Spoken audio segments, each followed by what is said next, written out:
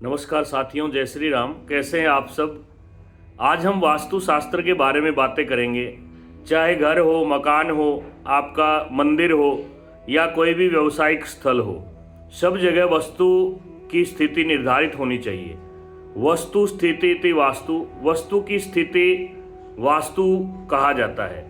घर में सबसे पहली चीज है कबाड़ छत के ऊपर नहीं रखना चाहिए। कोई भी अनावश्यक सामग्री, चाहे कोई टूटी हुई खाट हो, साइकिल हो, चारपाई हो या कोई भी लोहे का सामान हो, अनावश्यक सामान को तुरंत घर से बाहर कर देना चाहिए।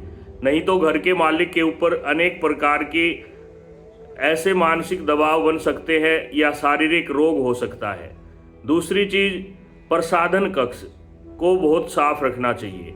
जहाँ पे आप कपड़े धोते हैं, बर्तन धोते हैं या आपका टॉयलेट है, कोई भी ऐसा स्थान है घर में, उन सबको साफ और स्वच्छ रखना चाहिए।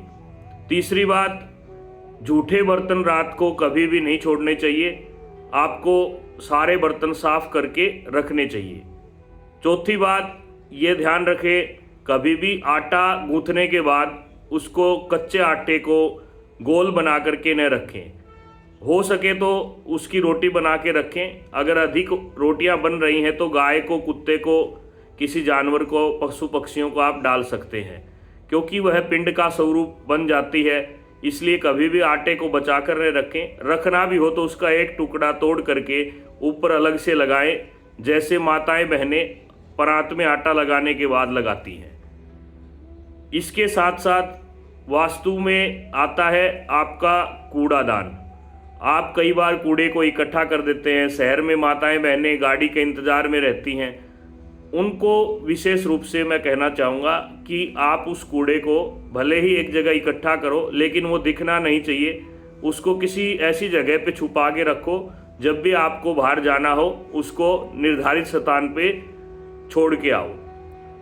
उससे के बाद आती है बात, वास्तु से ही संबंधित है कि घर में सिरहाना किस तरफ होना चाहिए। ज़्यादातर प्रश्न रहता है। दक्षिण दिशा का सिर करके सोना सबसे श्रेष्ठ है। इसलिए हो सके तो अपने शयन कक्ष में इस तरह से शैया की व्यवस्था करें कि आपका सिरहाना दक्षिण दिशा में हो। उसके बाद नंबर आता है वस्त्र और जूतों का।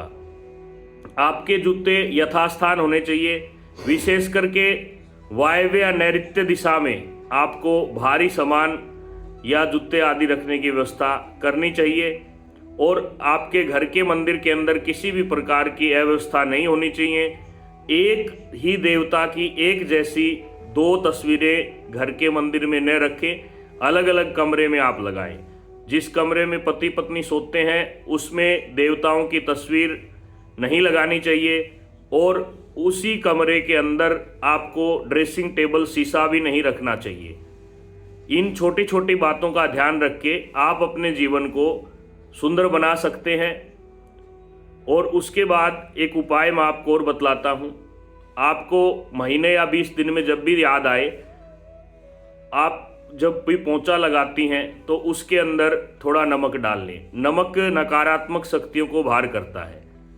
इस प्रकार से आप अगर वास्तु का पालन करते हैं तो निश्चय ही आपके घर में मंगल रहेगा और अनावश्यक बाधाएं या अचानक होने वाली घटनाएं कम हो जाएंगी। धन्यवाद। हमारे विचारों को समर्थन करें, इनको सुने। अच्छी लगे तो लाइक शेयर करें। जय श्री राम, जय श्री राम।